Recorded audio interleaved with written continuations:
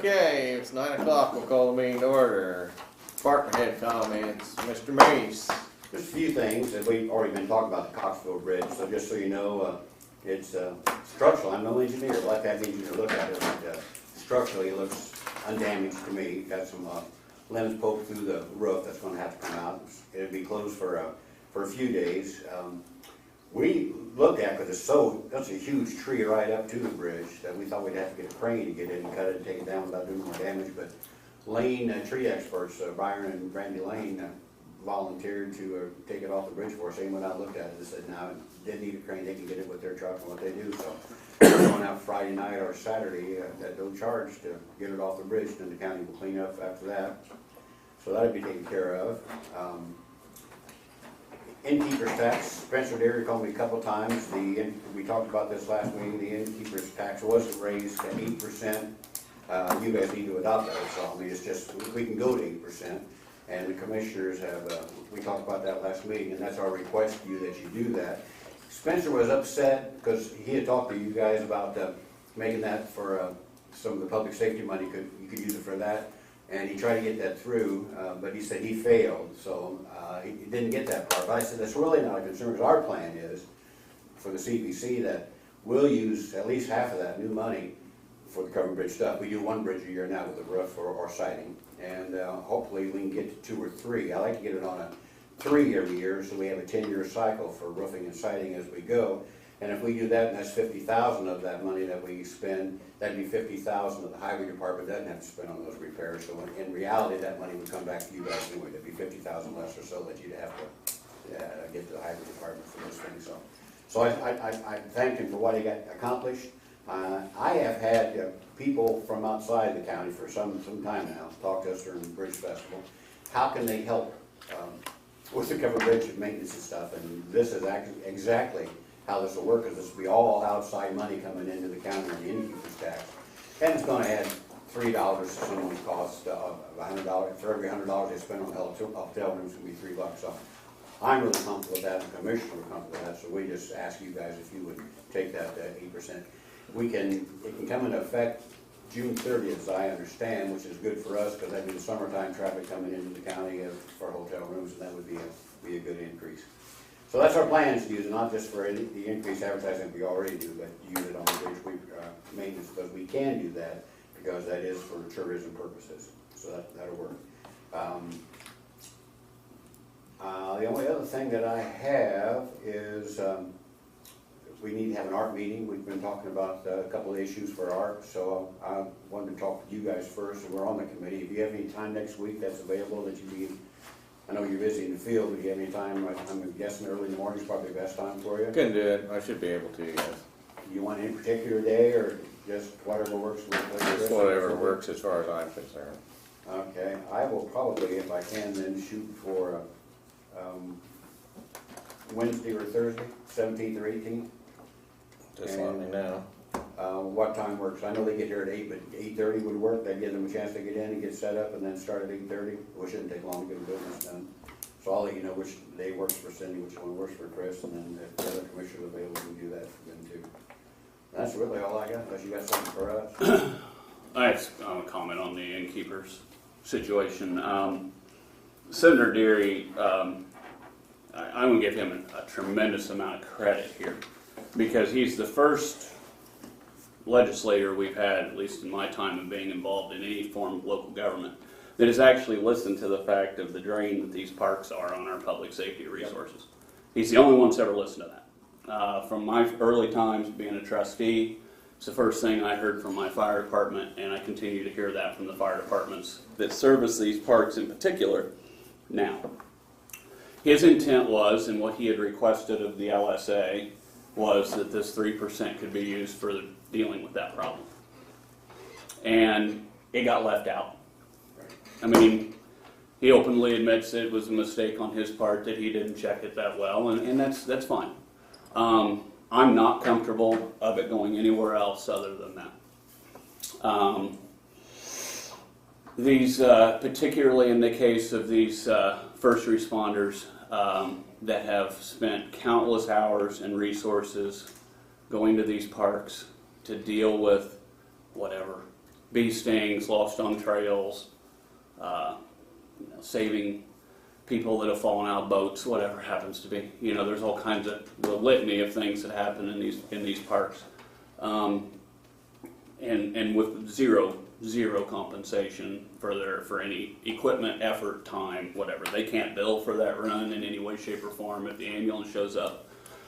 So I was very excited about the idea that this might happen and that we could do something to at least start to attempt to rectify that situation. I believe in the spirit of what he intended to happen. That's where I believe that we should do it. We will be starting July 1st, one of 3 counties in the state that can go higher than the statutory 5%.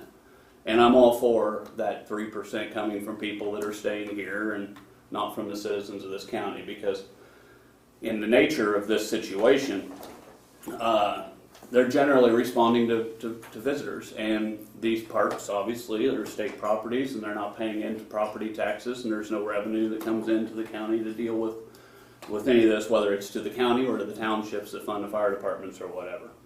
So I publicly want to make sure that it's clear that I really appreciate the senator's efforts in getting this done. And I am also going on the record that I will support it only to go to public safety. I understand the point of putting more money into the bridges. I'm not going to argue that case in any way, shape, or form. We have a covered bridge fund that's got $365,000 in it. That's not local money either. That comes down from the state. There's a lot of work that can be done with that. That brings in $75,000 a year, and almost never all that getting spent. So I'm going on the record that I will support an innkeeper's increase for public safety,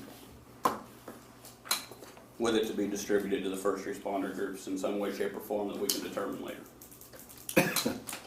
Yeah, Deery's indicated to me they might be able to deal with that at a technical corrections bill, and he's not sure. He wasn't sure, yeah. Until this all sorts out, we're not going to do anything until it sorts out what the law is actually going to be and that sort of thing with him. I mean, I think we ought to give him that until he has got the legislation the way he wants it. So, and I don't know when that'll be. I don't know when they do technical corrections bill. I don't know either. It's coming up, but they'll probably do it soon. sometime So we'll just have before to see June 30th, how. something like that. Once he gets the bill worked out, we'll go from there. So supposed to have to be how it'll be. I mean, I think we owe it to him to do that. I don't want to jump out in front until he's had his chance, and he's admitted that it's not working like he wants it. So Yeah, he expressed to me that he had talked to you guys about putting it into public safety, which I was fine with, and then my assurance to him was, and he was fine with that too, that it would go as it always has, that it would be innkeeper's tax money would go to CDC as it always has. But I told him what our intention was with seeking that increase was to be able to save the money and create. Commissioners have already talked about creating a commission to do covered bridge. In fact, Dan has talked about a full-time person. There's a lot of work that needs to be done with bridges on a yearly maintenance thing. Main thing is getting down and cleaning the dirt off the arches and the settling abutments. So our intention is to fund that process, do that as an independent contractor thing to get that accomplished, because the bridges do need work, and those things do not get done through the highway department now, and they need to be done. So I just don't want this 3% to get away. I don't know that the CBC needs any more for advertising. I think we do a wonderful job with what we had, the 165 that we went through now, a little bit over last year. It always comes down to, I think, to a control thing on the dollars, who's going to say where it goes. Our intent is to use them on the covered bridges, which will free up money for you guys to use wherever you want to use that, and I'm fine with that. I hate to miss a summer of 3% because we're waiting to see if they can correct something that couldn't be corrected later. well, we'll see how it goes. I mean, now's not really the time. We'll let you give him a chance, and then we'll talk to him more, and we'll see kind of where it goes from there.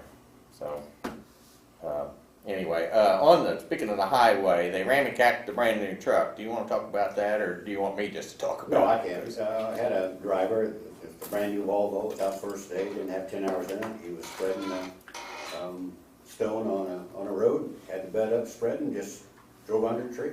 It tree limb, and it jacked the front of the the bed. It didn't knock the bed off or anything. It's still operable, still drivable, but it damaged a lot of outside stuff, the mirrors, the light bar, I don't mean the mirrors, the lights in front, the light bar on top, the overhead cowling on the bed was jacked. And it's getting repaired. It's off the road. It's going to be a while. It's just an unfortunate thing. The driver had issues before, and so our consideration was: do you keep the driver or do you let him go? The trouble right now is finding someone to replace him. We've got to have truck drivers. So what we discussed with Randy was to just go ahead and keep him, just with the understanding that this will be the last time. There's no future damage is going to be tolerated. We can't afford it. Can't afford him. So if that's the case, then he'll be gone. I mean, it just seems like time and time and time after we have more torn up equipment down there. I couldn't agree more. I don't know how they can even get insurance. Yeah. No. What is do we know the insurance damage on this? No, I haven't seen the number yet. You know, this council has gone to really extraordinary efforts to, and this is not gas tax money, this is income tax money that we're taking and buying these trucks. Yeah. And they have no more care about that equipment down there than to take it out the first day and tear it up. It's obviously a lack of awareness, lack of concern. I think it's a management problem, is what I think it is. How do you have your bed up on? I think it's a management Well, problem. he wasn't in the truck. Well, I think that department, you need to start looking at, the commissioners do at the management. Well, actually, we already have. We talked before about sharing a engineer with Vermilion County, and I met with LTAP last week. Tim Yoker and I went up and met with LTAP with the lady who was the highway engineer at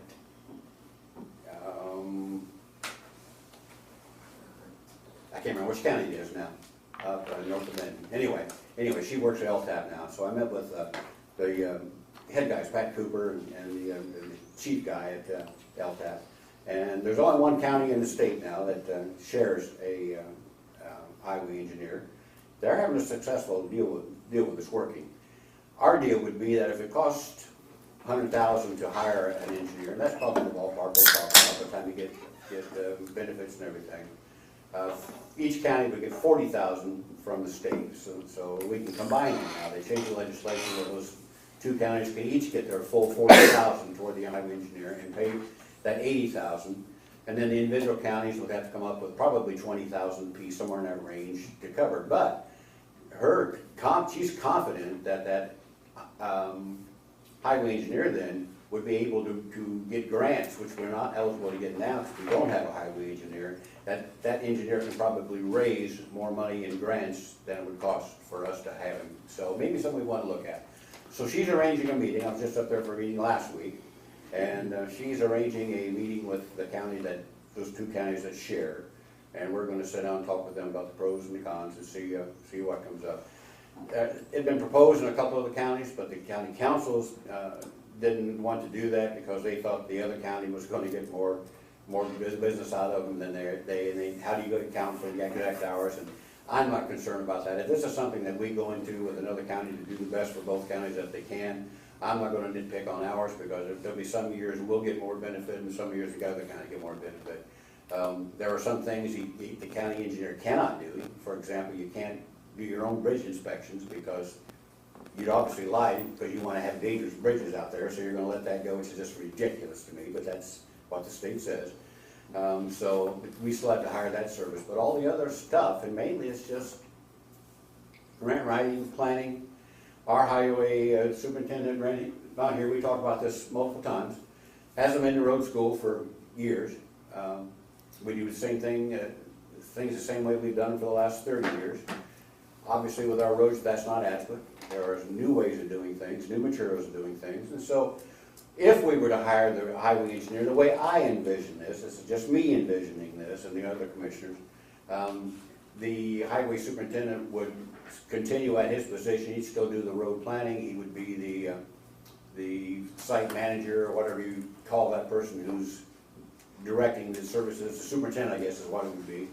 But the highway engineer then would be responsible for all of the asset management, the PASER ratings, the grant writing, the accountability, the community crossings funding, all those things would come through the highway engineer, so. That's our hope, that we'll be able to come back to you guys with some kind of offer that would make sense for us to do that. Well, Jim, I mean, I understand all that, you know, the benefits of the engineer and so forth, but how does that address specifically what John was talking about? Well, you just have, management? well, with what John talked about, I think the management thing has been a long time. I think somebody knew, you can determine from the job description what authority you wanted that person to have versus what the other would have. Right now, the superintendent does the hiring and firing, and I think it is lax myself. It's like any corporation, any entity, you got people who do the job, you got people who do the bare minimum to get by. And we have many who do the bare minimum to get by, and we can't find people to hire. You guys did a great thing here a year or two ago when you raised the drivers, all the salaries up to 19. At least we got competitive. We were losing all the good drivers we had to other counties because they simply made more money going someplace else. So that'd be an issue we'll have to address too. But we can design this new person, this new relationship between the highway superintendent and the highway engineer any way we choose to do that. So whatever authority we wanted as far as discipline, it bothers me when I see work not being done, when I see people coming in early off the job and waiting for the clock to run out at the end when they could be doing things to their equipment, they could be cleaning stuff, they could be doing stuff. That's been a bother for me for a long time. The things John talked about the lack of consideration for the equipment and just running it till it breaks, that's nothing new, but I think it's more prevalent and certainly more expensive now than it used to be, and I think we need to have more care on the process as well. So that can all be addressed, and that can all be addressed without highway engineering. I mean, it's not going to be a savior on that part, but that would certainly be a good time to rewrite the job description and who's in charge of what. It'll be a tough expectation for a half-time engineer to deal with the stuff we're talking about. That's why you wouldn't, yeah, that's why you have. It's a very tough sled to expect that, because I agree. he can't, that engineer can't see see what, whether or not somebody's out there doing enough patching or whatever when he's over dealing with something in Vermillion County. And I've told you this a number of times, we've talked about this for years, I'm not on the surface opposed to the concept, but the expectation that's gonna fix a management problem, I have my real concerns with That it. engineer's got nothing to do with the day. In reality, that engineer, if you do it the way you're talking, supervision. which is right, is gonna be very little on-site management. Yes, I would agree. And Randy is to the point where Randy's probably, he is 60-something now, I wanna say 7 maybe? About 67 or 80. So he'll be retiring within a couple of years, and that'd be the time to structure the whole thing, over who's gonna have what say over what things, and how to get that done. I think what most of us are concerned about at this point, the employees that are making mistakes and tearing up a brand new truck. For example, those, we have insurance. That's great, but it's still a matter of they're not respecting I agree. the equipment, I they're agree. not respecting their bosses, and that does start with their leadership. That behavior Well, the can't leadership continue. can certainly do that, I would agree. But your options are pretty small. You got guys who just won't pay attention. They make mistakes, you can fire them all. Then you have no highway department.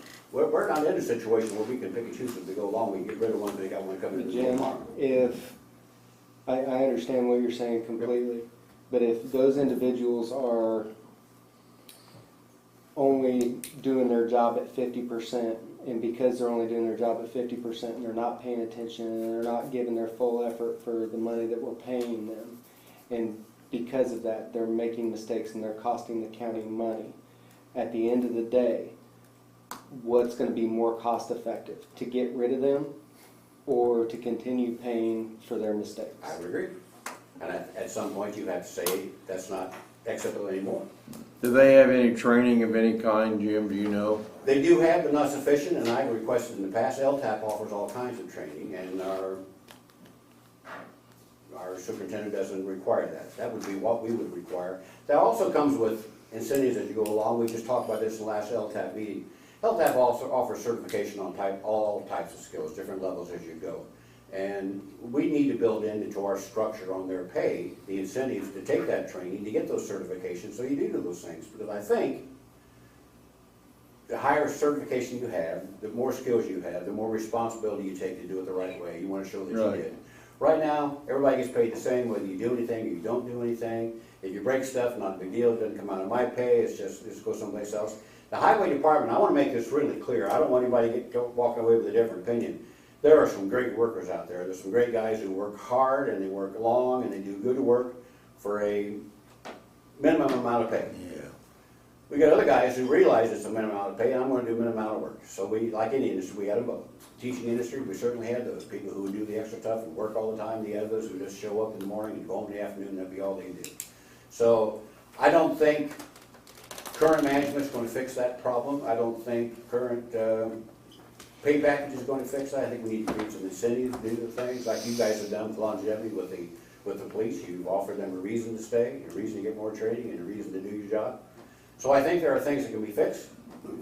I think just firing somebody who screws up is not an answer because we don't have somebody to replace them with. We need to have work. Jim, several times you mentioned, we need to do this, we need to do that, but who's we?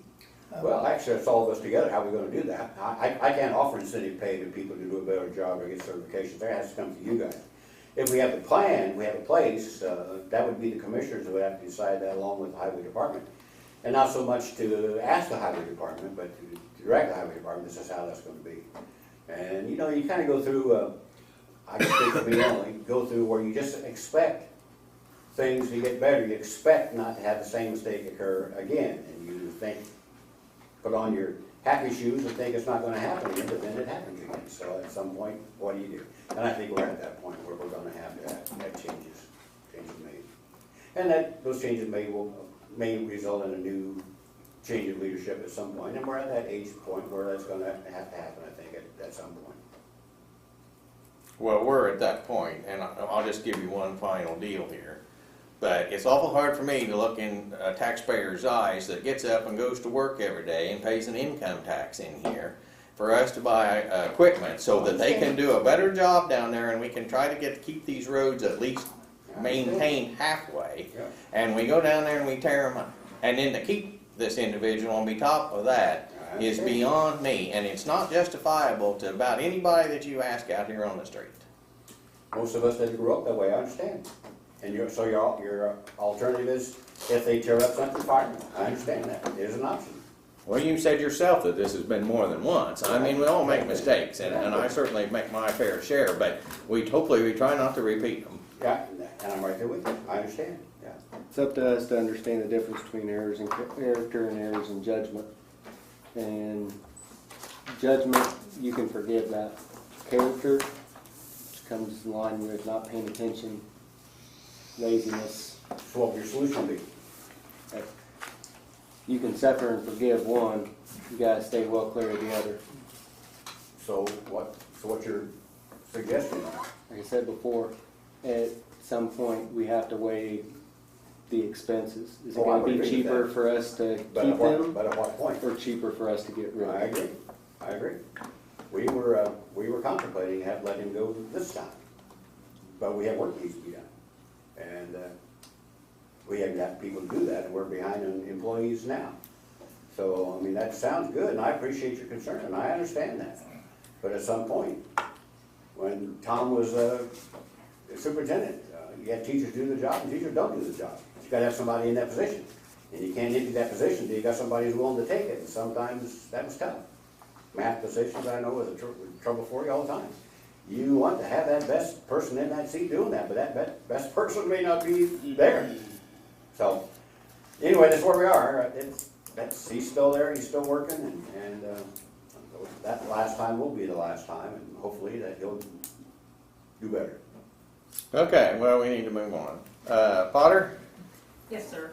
I'll start with what you have in front of you. I believe it's the SB1 for Big Inch. It is on their abatement for the real estate. They have, on their original, they had 3 buildings, they only built 2, which has been the case ever since. This would be year 4 of the abatement, and it looked like everything was in order, so if you want to take it for a vote or whatever you have to do, I'm fine with the way everything looks. They've met all their obligations, and as They met the timelines, I believe, is that Yes, they have. correct? So this is just the annual review that we're required Correct, to do, is that correct? that is correct. Okay, Is that page there? yeah. Deal with it. So I think Okay. I just need your signature, John. Okay, well, we'll have to vote on that. I guess we could go ahead and do it. So this is for the improvement, you say this is year 4 Yes. of the abatement, and so basically that we are just determining that they are in compliance with what that they had originally promised, is that correct, Keith? That is correct. Any questions on that? It's been real good to get along with. Motion to approve their abatement for another year. Second. Motion been made, second to approve, all in favor? Aye. Okay, go ahead, Kate. Okay. Thank you, Bill. You're welcome. We are in the throes of reassessment. That was to start May 1st. We are in Jackson Township currently. So if you hear calls from any taxpayers, that's where we're at. He's driving a red Chevy Traverse. So any questions, please send them my way, no problem. I told you a long time ago, we rolled and balanced to the auditor. Marianne and her group did a great job with that. We are now ready, finally. We got our data from ProVal, Augmentum, Manatron, whatever you want to call them. And Xsoft has gone through all the data.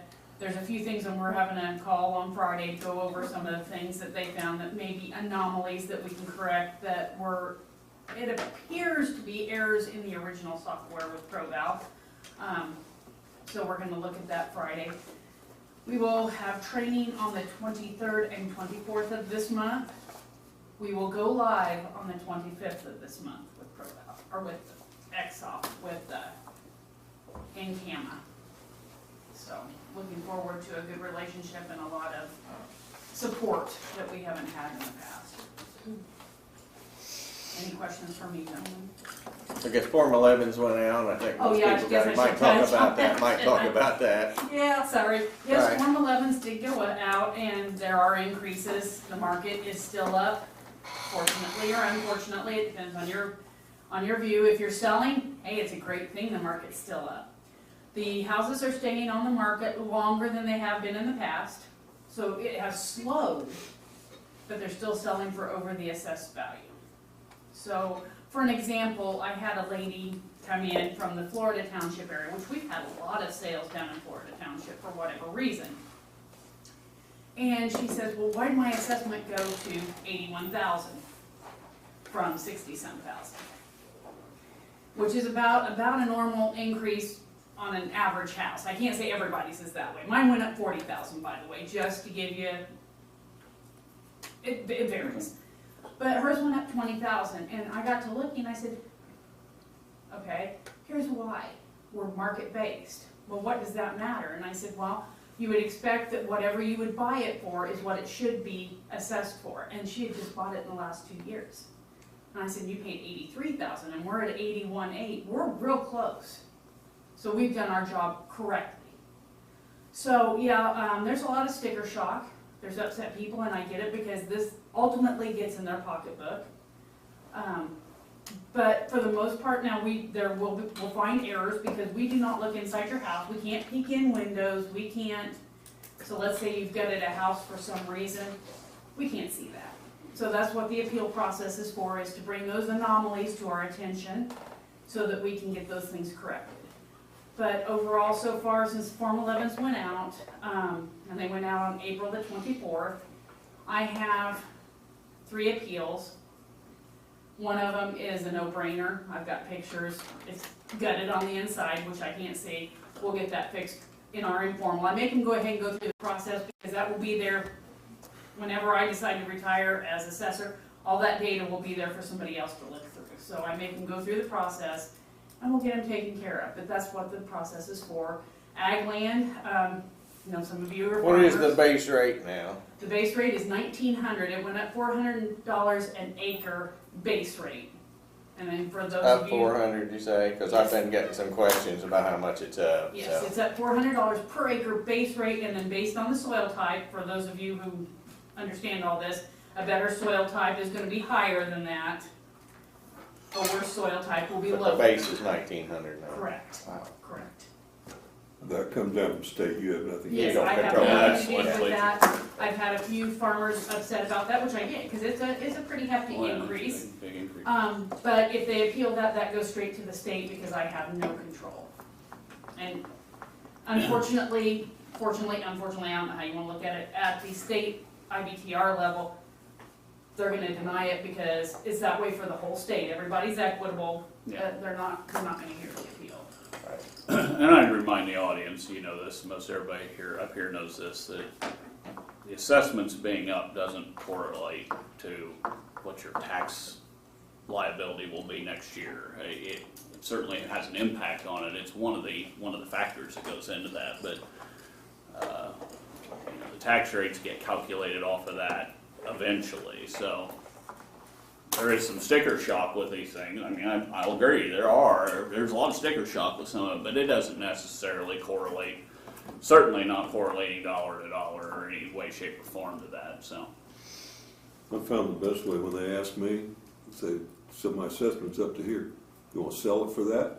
Heavens no, it's worth a lot more than that. And that's what I've kind of told people, but the way I worded, I said, my litmus test is you were gonna sell it today, and I know you don't wanna sell, most people aren't in the market to sell their home, but you wanna sell that today, would you want that? Not enough. And that's generally, except on oddball situations where the house is gutted right now. Most everybody so far says, no, I want more than that, or I've got more in it than that, or whatever the case may be, so. Right. Okay, thank you. Thank you. Nicole? Everything in the clerk's office is going pretty good.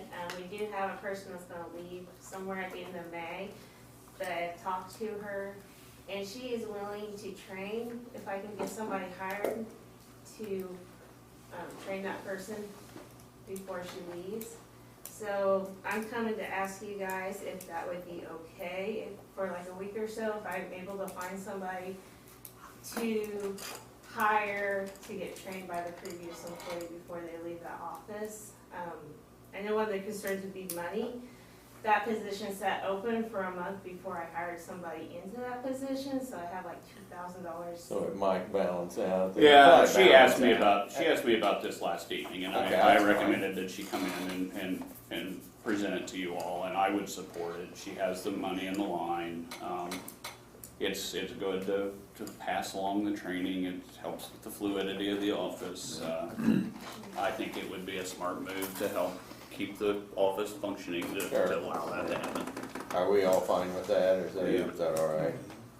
That'll be fine. Okay, thank you. That'll be fine. Yeah, thanks for coming though to let us know so we know what's going on, so. Okay. Chris? Hey, good morning. I have two things. The first is, I'd like y'all to appropriate an additional $3,420 into the EMA account for equipment maintenance from the 1222 account, the 911 account. Sorry, I said EMA, I should say 911. And this is to pay for the reprogramming of some of our equipment that's dealing with the new phones that we're getting in. So this is a different company, and this isn't an additional cost to the contract. They actually have the phones, 3 of them are right there, so that bit is going well. But integrating the new phone system into the dispatch is gonna cost a little over $3,400.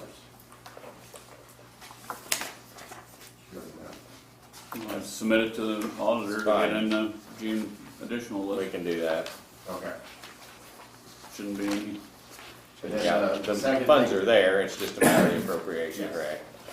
Then the second thing is, I'm gonna start spending money on a grant that we had set up, so we're gonna talk to the auditor about getting the fund open, and then this fund, we're gonna spend the money down and then reimburse it like we normally do. My understanding is you guys don't need to approve it, I'm just letting you know that this is gonna happen. The money will be reimbursed it should be by November, so there should be no loan or anything needed in the next fiscal year. Okay, Thank you. great, thank you. Sheriff? Inmate housing, year to date, we made $98,365. And then reported collections, $33,035.05. That's all the reports I have. You have this grant application. Yeah. I saw that on there, but I don't, It was approved by the commissioners and now it needs to be approved by the council. okay. So the commissioners have signed it. It's for the medicine take-back program, the liners. We have to buy the liners. We pull the liners out. Once they're full, or about 50 pounds of medicine in them, we seal those liners and then they UPS ships them off to be incinerated. So it's, I put in for 12 liners, it's about $2,400. Is this opioid money? Yes. All right, I just want to make sure we remind that that all has to be appropriated. So when that's an additional appropriation. I mean, obviously, I guess I'm not really sure it qualifies in the grant process here in that. Maybe it does, I don't think know. I But got it set up in the next month's additional appropriations. okay, so you already have it as an additional, okay, so I just want to make sure that those that are dealing with that process know that Because we've got those the have bill. to, that dollar's got to be appropriated, folks, so let's make sure We've got the bill, we're waiting until you appropriate it. okay, let's make sure we keep that line of communication open. Now, to that was something we fiscal may body. need to deal with anyway, but, yeah, because, we can't be paying that stuff if there's no appropriation, so. No, there will not be a dollar. Not a problem on your end, that's more our problem, but, yeah, that's fine. Okay, so. Anything else from that cause? What, do you wanna deal with the hospital security now? Because we'll have to deal with the hospital security Well, business. I don't care, I mean, that's fine. You wanna Let's just deal with now? it, then that way we'll be done, the sheriff will be done. It's getting pretty long as it is, but go ahead and we'll talk about that now. Meece, you want a list of this, because this is part of the hospital security business is turning into a problem.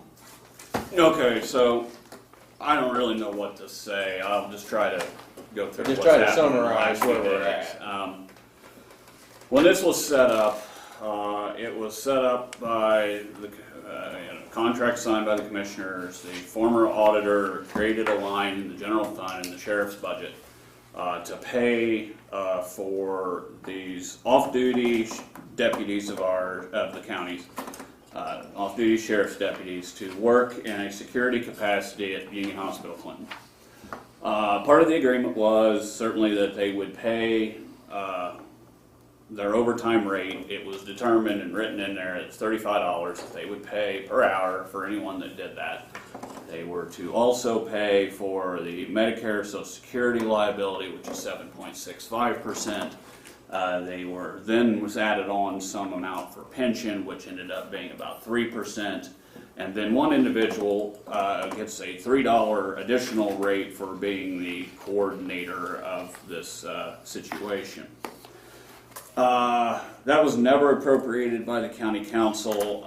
We did some reappropriations late in the year. That when some of us, myself, I'll speak for me here, that's when I first knew that it was even happening.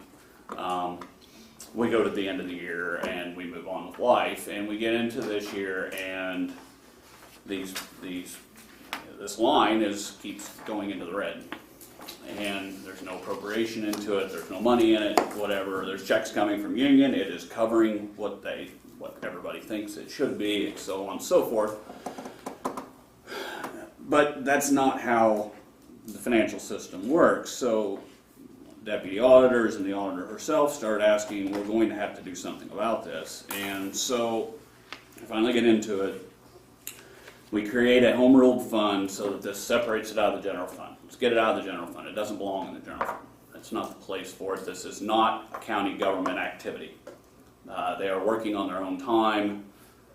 Yes, they are county employees, but they're working on their own time. But the money is still flowing back here to be paid to them. Further investigation reveals that the Medicare Social Security percentages weren't right, so we addressed that. We addressed this with Stephanie this week. Addressed it with the auditor's office this week. The deputies created a fund. we have a salary ordinance amendment to deal with here to deal with that, because none of this was put in the salary ordinance either, because it is money going out and it will show up in a W-2, which brings you to the pension. The pension is an extremely gray area when it comes to the deputies. And there's one side that will say, and you can show, that only duties involved in merit duties, and that's the term, merit duties. So duties involved serving the citizens of the county in the regular capacities of the job would be pensionable income and would therefore be subject to the county contributing 32% of into the sheriff's pension fund. Okay, keep that number in mind, 32%. Then there is an argument that every dollar that comes in to that individual that will appear on a W-2, and in this scenario with the hospital, it will appear on a W-2 because it is being paid out by the Parke County Auditor to these individuals, will show up on their W-2. That therefore is required to be claimed as pensionable income and subject to 32%. Okay? That all being said, I ran this to the attorney, Clutter, who initially is in the same situation here. Initially, okay, seems like that's a pretty good way, it's not pensionable income, but on further inspection, we'll say, you know, wait a minute. So, conversations back and forth with the hospital, 32% shuts it down. 32% on top of this amount of money that's being paid to these guys becomes a burden they aren't willing to undertake. At least that's what Stephanie Laws told me. Now, this decision will be made, that's for them to decide, but they are not willing at this point to put it through their own system and wants it to come here, but we cannot expect the taxpayers to cover 32% of this, of anybody's wages in this deal when they are not working for the county. And so, with that being said, the salary ordinance change has to happen. We'll have to do an additional appropriation to fix at least up to this point, or wherever this goes. And the situation of the pension is still not settled. Bob is still working on trying to review statutes and using some of his other resources on and looking at maybe even federal law on what happens here. But the police pension census is just as contradictory as anything else. In one part of it, it will say, and the former sheriff, Justin knows this pension pretty well and provided me with some information that he has gleaned over his term when he was sheriff, and will say merit duties in one line of it, and then the next line will say that in that census that W-2 earnings have to be reported. So, which one is it, and who is willing to take the risk that we submit this? You're talking a substantial amount of money, and one of these letters was for 40 hours in a period of 2 weeks for one of these individuals, and you can do the math at what I told you and figure out that this becomes a substantial amount of money over a period of a year, and 32% of that is a lot of money that we may, down the road, end up having to deal with, and the taxpayers will cover it. So, that's the story with it at this point. We will do the salary ordinance amendment. We have to do that to be in compliance with our salary ordinance, and we do have to do an additional at some point, probably for next month. I will answer any questions. I don't know how to, I'm as confused as anybody, and I've spent a lot of time this week trying to understand it, and I still don't know that I do. So, Meece, what was the thinking of even, why should we be a bookkeeper for Union Hospital? Shouldn't be. It's always been, the discussion the entire time was the union would pay all the costs for everything. And the only thing would be coming out of us will be money coming in, money going out to pay the guys, and that'd be it. So if there's any cost involved, that 32%, if they're not willing to pay that, as far as I'm concerned, that's on them if they don't want to do the business, that we don't do the job. I don't expect our taxpayers to pay anything for this extra. Oh, no, we can't. We can't. I Well, mean, I'm not going to jail for that. If you want to go, well, that'd be fine. It's an unfortunate situation that those deputies lose that opportunity, but I can't expect our taxpayers. Why to doesn't pay. Union Hospital just hire them directly? Absolutely. That's been our discussion. I don't the entire understand long. what- I don't know why I have to go through the county at all, and I have never understood that. Why aren't they independent contractors? I don't understand that. I'm right there with you. After that pipeline disaster, I can't believe we're into this again. We had the Remember pipeline the escorts. pipeline escorts and all that. Oh, boy, that was it. Yeah, I don't understand why any extra outside of our realm work by those individuals who are, happen to be As far as I'm concerned, union certified to do that hospitals, work. That should be no cost to us whatsoever. they can hire union. I mean, I'm glad our employees are able to work Yes. for them and all of that, but I don't see why that we need to be involved in it. Our That's suggestion my is- thing. It's like, great, go work. It's a second job, go take it. It is. Sure, Yeah. and Independent great. contractor. But Yeah. I don't think we ought to be involved in it, really. We can. I mean, our auditor's office is probably overworked now, and then she's having to deal with this. When it originally came to us from the sheriff, and as he understood it well, I know, it was just, is it okay with us if they do that? Well, yeah, it's okay with us if they do that. We're not gonna tell them they can't take a job.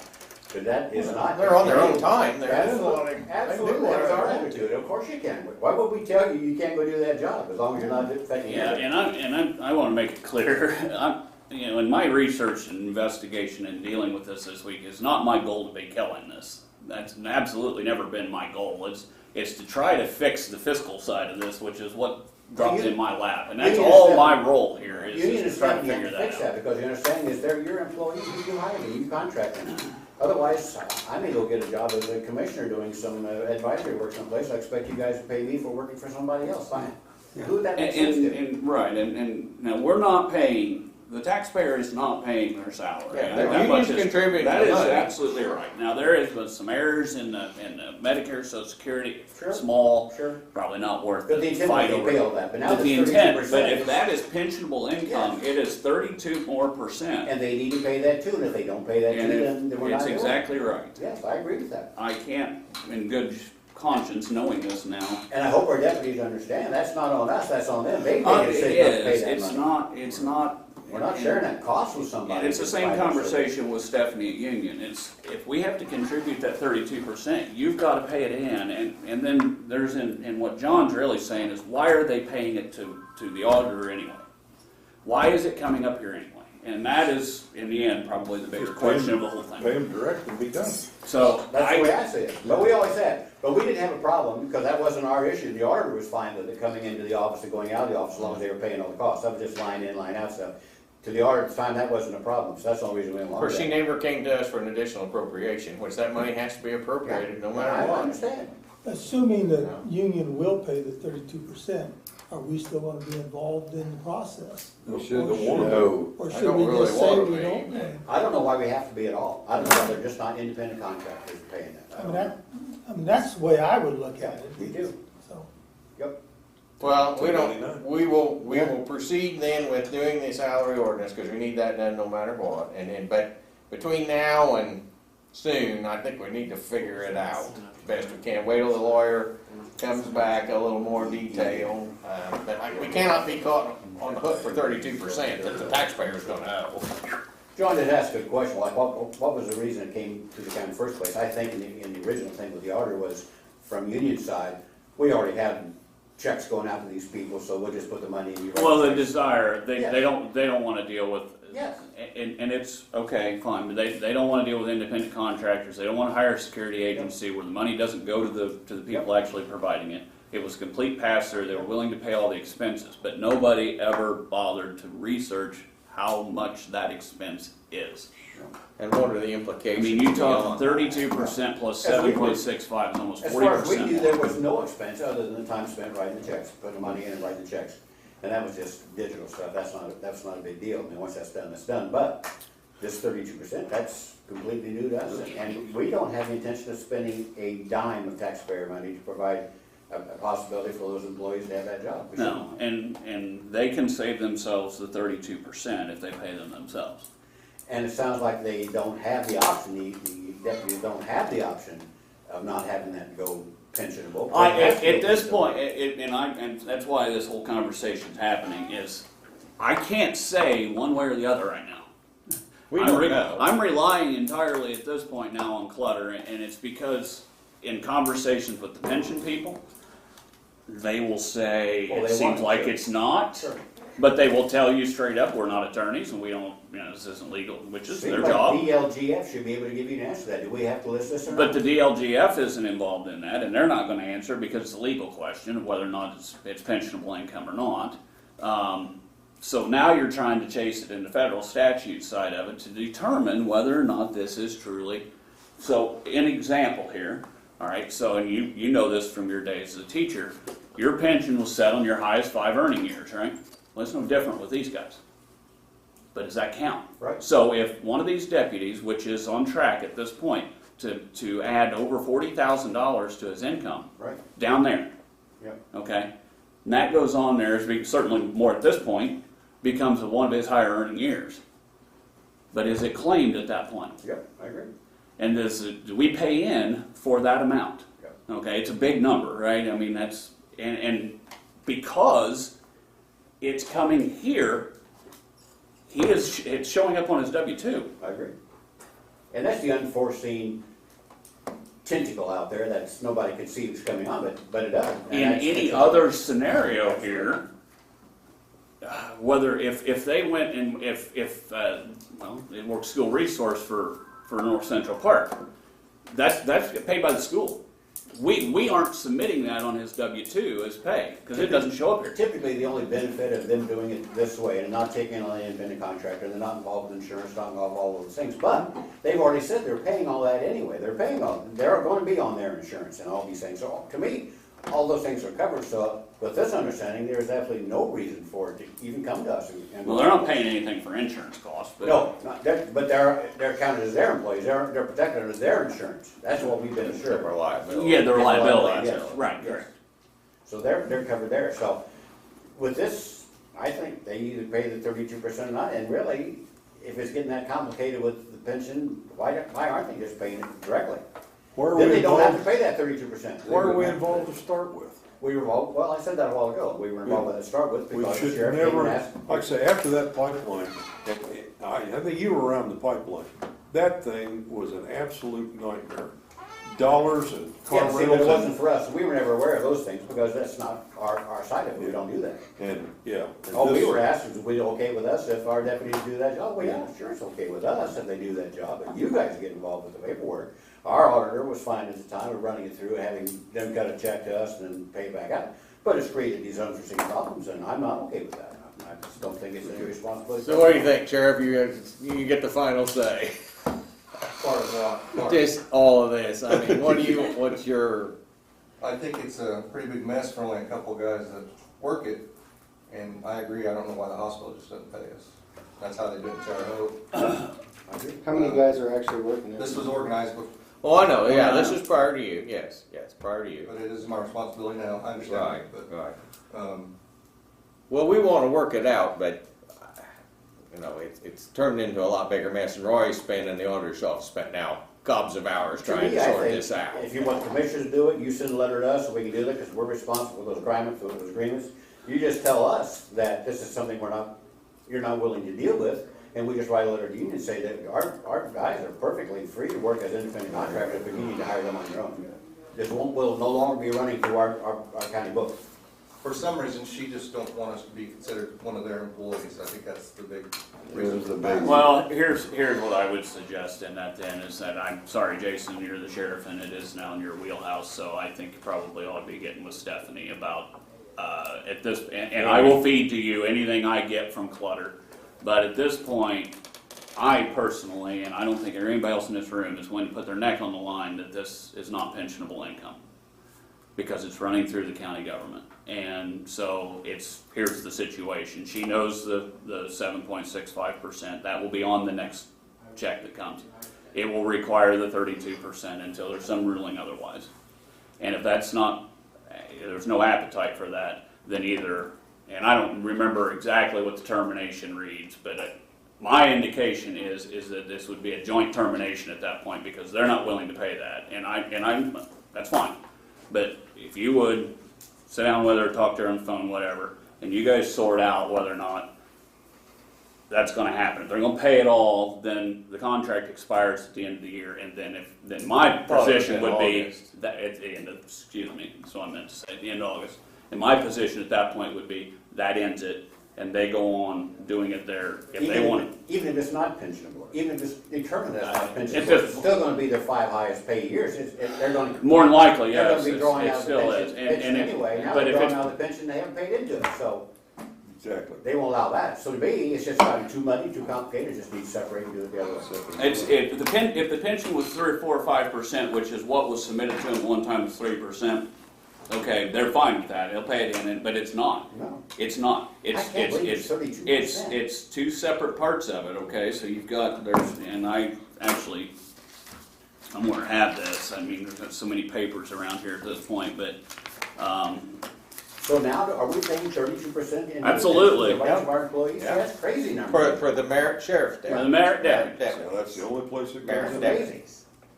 Yeah. You're absolutely right, it's a big line item in the budget Big every budget year. line. You wonder where all the money Well, those goes. are numbers we never see. I mean, we're not aware of those things. Those don't come up. They do.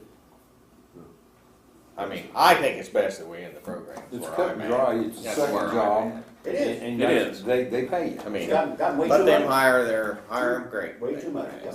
We can't. We've spent way too much time having to deal with this now, anyway, I think. If you're gonna say anything else, say it now, because I'm moving on. Well, I'm trying to, you know, it's, He said all he needs to say. Go on. yeah, you have two different types of contributions into this pension. It's 24% and 8% versus some 32, and it's just what it is. It's what the statute requires. Can't It's expect there. us to pay that now. I can't expect. Why would we pay for something we're getting no service from? Well, that's why the conversation's happening, right? Yeah, that's why do we want to talk about it? So those are things that we don't know, so we're perfectly fine with Okay. severing that relationship. Okay. All right, let's All right, move so on. Jason's gonna talk to Stephanie, and you're gonna get to that point, and then you guys will, Just kind of end it, End that's it. what I. We just won't end renew it. it. Yeah, Just we end just- it. we'll do the fiscal side of this and get We'll get it mopped up. That'll and- give them time to decide they just wanna. Yeah, I'll give them a little time, but we need to end it. Yeah. All right, thank you. Public comments. Public comments. All right, approval of the minutes, Motion to 4/13. Motion to approve the minutes from April 13th. Second. Motion been made and second, all in favor? Aye. Reappropriations, Mary Ann.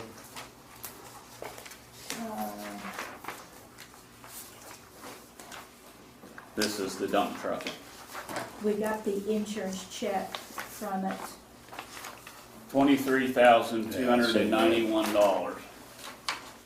Oh, was that That's for the the 2023 Volvo dump truck. $23,000? Yeah. And that's certainly not, that was local, when I looked first off the first time, I thought that bed would be trashed, but it wasn't. Yeah, Well, the bed is reused. it's still sitting there on it, you can see it, John Deere, when I was in there the other day, you can see it sitting right there. I think it's gone now, I think. Any other reappropriations, just that one? Motion to approve the reappropriation into seated repair parts line. Second. Motion been made and second, all in favor? Aye. Transfers,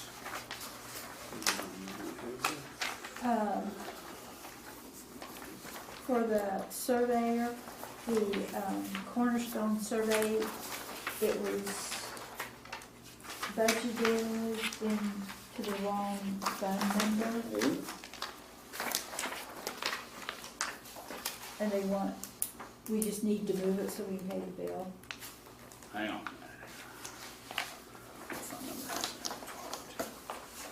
Here's this copy. I'll look at that in a second. Okay, on mine, it's in Cornerstone Surveyor where it's supposed to be. Did it just get plugged in here I think wrong? it got plugged in wrong. Okay, well, it was intended to go into Cornerstone Surveyor. That was what is It in was it. probably got keyed wrong. It's got plugged in the wrong line, so no worries, that's easy enough. I would vote to approve that, or motion to approve that. Second. motion been made and seconded to approve the transfer, all in favor? Aye. Pay the jury. I make a motion to pay the jury. Second. Motion been made and seconded to pay the jury, all in favor? Aye. Okay, we're gonna look at the salary ordinance, which we just kinda hashed through.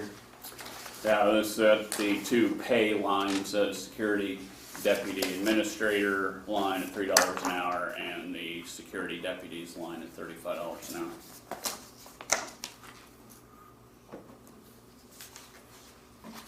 Motion approved. Second. Motion been made, second to approve the addition to the salary ordinance. All in favor? Aye. We'll have to advertise that in the newspaper, of course. I got it. Yeah, good deal. We did that. Okay, let's see, monthly reports. You do have a cash flow statement. Thank you very much, Marianne. That's a good It was deal. very helpful. That is in your packet. Redevelopment Commission, Did not meet.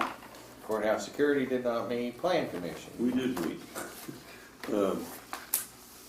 Approved of, so Nevin's campground out the lake, and they have been slowly eliminating the campground and getting it changed over to actual residential lots. They're selling lots off, they're gonna close the campground. And we approved an additional 17 platted lots. And their original was 7, they've sold 3 of those. And now phase 2 is 17 more lots, so that will just about wipe out the campground for that. Did anything ever become of that down there at Bull Ferndale? They asked for an extension because the soil data is not back from the state yet, but that whole thing is just I don't think it's gonna go. It's pretty much a mess. We ask, or we do first and then we ask later, and it's just not been a good relationship, so I think it's probably gonna get turned in. Solid waste. We'll meet later this month. New business, we have a few encumbrances that were missed. You'll have to remind me of the second one. The first one is for, we had made that deal with Pam Adams late last year to deal with transfers and so on for us, and the exit out of the former auditor. We neglected to encumber that, $225. What was, Travel. 50/20. There was a credit card for lodging for the Indiana County Commissioners. This is the commissioners in their travels. The commissioners in their travels to conference or something, we missed one of their deals in, for travel expenses. And the next one is ARP, and that is the balance in the line for the fire annunciation system in the courthouse. That invoice had never been paid. 2 of them have been Do you have a paid. final total what we have left in there? Yeah, because we have a cash flow statement right now. But there's some of that appropriated, of course, that broadband money and so on. What? There was an additional invoice of like 4,000 and I something. went through that with her yesterday. Yeah. I'll talk to a second about that.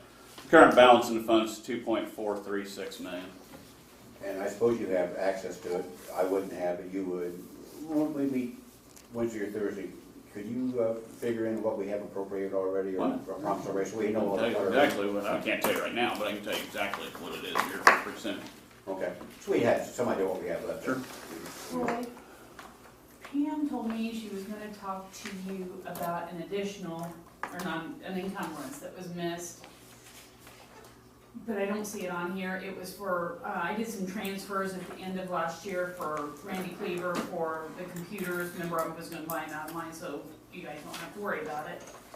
And she said there wasn't enough in there, and I said, well, I don't know if it was a miscommunication between me and Michelle Wood or what it was, but, she said she was gonna pay it with the December, because I thought it was in early enough, but I guess it didn't get paid. It was for $2,000 and some dollars. And we've done some transfers to make all that happen. All right, we'll have to look into that, because that's not familiar to me. What we also established here yesterday was that there was an additional $4,000 and some dollars for this fire annunciation system that come in for a different sensor of some sort that was not initially part of it. 4,268. All right, $4,268 that would exceed the amount available in that line at this point. I informed Pam at that point to do a transfer from what would be the broadband line in here, it's 50/80 in that fund over to this one to deal with it at this point. Even if joint comes in for their money, they did not get all of their locations, it should still float at that point. If not, we'll deal with it down the road. But anyway, that addressed that little problem there. So those are the 3 encumbrances. Is there any questions about those? Motion to approve the encumbrances. Second. Most been made saying to approve the encumbrances, all in favor? Aye. I just quickly, it's budget time, folks.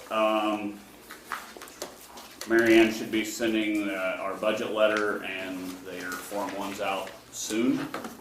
You said wait till this meeting? I did. I looked at you when I said soon, and that's when I had asked her to wait till after today. We will expect the Form 1s to be back on June 9th. At the end of the day, June 9th, that's Friday.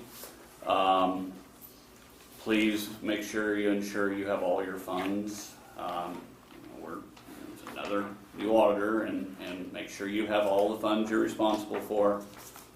Jason, certainly you can, Justin, have copies of it. If you have questions, please reach out. You know, I know you haven't done it, so. Your grants, this is in the letter, grants that are regular, get them in there because we require grants to be appropriated, so get them in there and we'll work our way through it. And Mary Ann and I will be meeting with the DLGF in the second week of July in an early slot for some, I guess we're a trial case of some sort. Oh, and she said because I'm new.